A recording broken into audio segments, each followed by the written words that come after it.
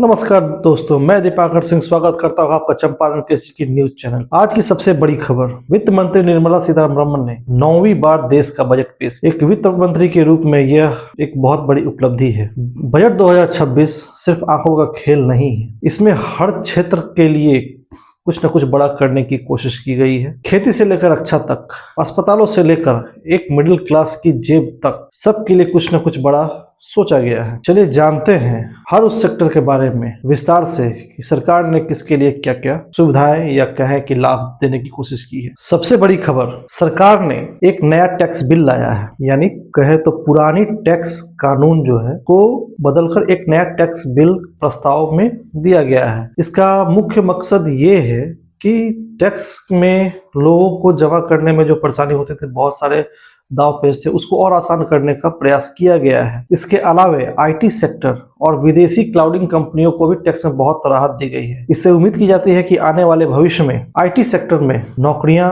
बढ़ेंगी। चलिए आगे बात करते हैं इंफ्रास्ट्रक्चर। सरकार ने 12.2 लाख करोड़ का भारी भरकम बजट इंफ्रास्ट्रक्चर के नाम किया है। इससे देश में 7 नए हाई स्पीड रेलवे कॉरिडोर बनाए जाएंगे। दूसरी, अगले 5 सालों में 20 नए नेशनल वाटरवेज बनाएंगे। इसका सीधा मतलब है कि तेज रफ्तार लॉजिस्टिक के क्षेत्र में तेज रफ्तार। बात करें छात्रों की, तो छात्रों के लिए भी बहुत बड़ी खुशखबरी है। 1500 नए स्कूल खोले जाएंगे, 500 नए कॉलेज खोले जाएंगे। और यदि आप टेक प्रेमी हैं तो आपके लिए सबसे बड़ी खबर, आर्टिफिशियल इंटेलिजेंस के बजट को दुगुना कर दिया गया है, यानी 40,000 करोड़ का बजट आर्टिफिशियल इंटेलिजेंस के नाम हो चुका है। सेमीकंडक्टर और एआई का जलवा होगा। चलिए दोस्तों, अब बात करते हैं कि क्या होगा सस्ता और क्या होगा महंगा। सबसे बड़ी बात तो यही है, आम आदमी के लिए उसकी जेब में कितना पैसा बचता है, कितना खर्च होता है, वो उसी पर निर्भर है। तो बात करते हैं सस्ते चीजों की। तो दोस्तों, सीएनजी, लेदर,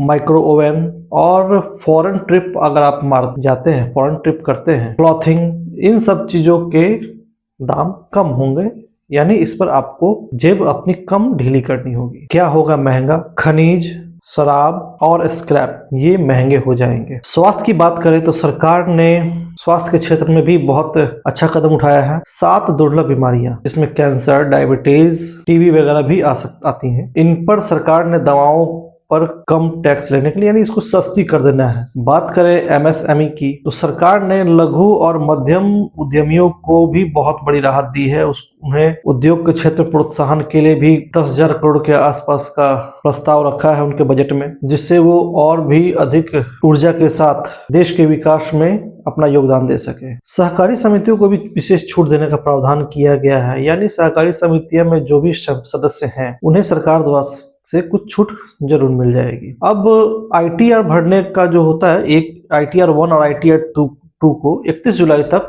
फाइल किया जा सकता है। रही बात, एक और नया चीज जो सामने आया है, सरकार ने विदेशों में जिन्होंने अपनी प्रॉपर्टी खरीदी है, उसको भी सरकार ने कहा है कि उसे आप सरकार के समक्ष पेश करें, जहां पर हो वहां सरकार आपको राहत देगी। इन सब के बाद भी जब बजट पेश हुआ और 1.5 घंटे तक जब वित्त मंत्री निर्मला सीतारमण जी का भाषण चला, उसके बाद शेयर बाजारों में बहुत भारी गिरावट थी। उम्मीद की जा रही थी कि जो भी टैक्स पेयर हैं उसको भी बहुत कुछ इसमें मिलेगा, लेकिन उनकी उम्मीद धरी की धरी रह गई।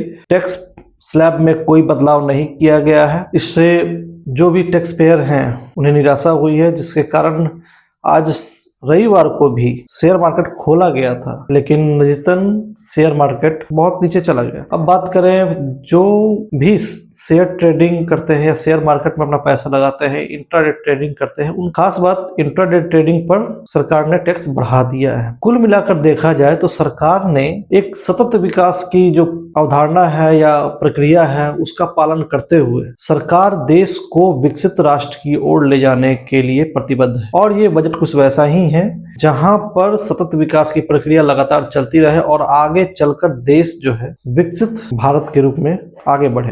किसानों के लिए इस बार डिजिटल पब्लिक इंफ्रास्ट्रक्चर पर जोर है। इस बजट में अगले 2 साल में 1 करोड़ किसानों को प्राकृतिक खेती के गुण सिखाए जाएंगे, उन्हें प्रेरित किया जाएगा। दालों में और तिलहनों में भी विशेष योजनाएं चलाकर उस पर भारत को पूर्ण आत्मनिर्भर बनाने का प्रयास किया जाएगा। मछली उत्पादन में भी सरकार द्वारा बहुत सारी स्कीम लाई जाएंगी या कहें सब्सिडी लाई जाएगी। यदि बात करें रक्षा की, तो सरकार ने इस बार रक्षा बजट पर 8 से 10% की बढ़ोतरी की है। भारत को रक्षा के क्षेत्र में आत्मनिर्भर बनाने की ओर और भारत से हथियारों को निर्यात करने के लिए विशेष व्यवस्था की गई है। और जो भी भारत के सीमावर्ती क्षेत्र हैं उनके सुरक्षा को और बढ़ावा देने के लिए या उसमें विकास करने के लिए BRO को विशेष फंड दिया गया है। All India institute of Ayurveda खोले जाएंगे।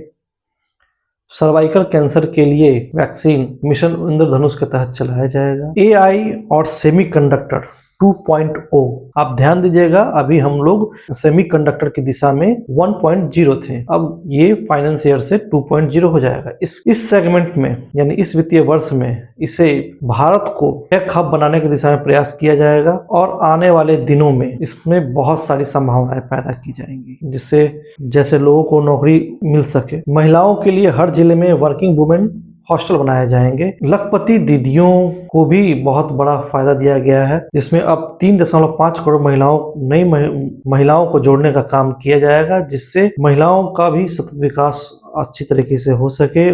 महात्मा गांधी ग्राम स्वराज योजना के माध्यम से गांव में स्वरोजगार पैदा करवाना, यह भी लक्ष्य है, जिससे गांव में रोजगार में वृद्धि होगी और किसानों की स्थिति और भी बेहतर होगी। कुल मिलाकर निष्कर्षतः हम यह कह सकते हैं कि इस बजट में सरकार ने सतत विकास की प्रक्रिया को अपनाया है और देश को नई दिशा में ले जाने का प्रयास किया है। विशेषतः इसमें कोई भी चीजें अधिकतर नहीं की गई हैं, वही चीजों को और बढ़ावा देकर और भी उन्हें ऊर्जावान बनाकर और भी नए तरीके से काम करने पर जोर दिया गया है। इन्हीं सब खबरों के साथ मैं आपसे विदा लेता हूं। यदि आपको वीडियो पसंद आया हो, चैनल को सब्सक्राइब जरूर करें, वीडियो को लाइक करें और ऐसे ही खबरों में हमेशा बने रहने के लिए हमें प्रेरित करते रहें। धन्यवाद।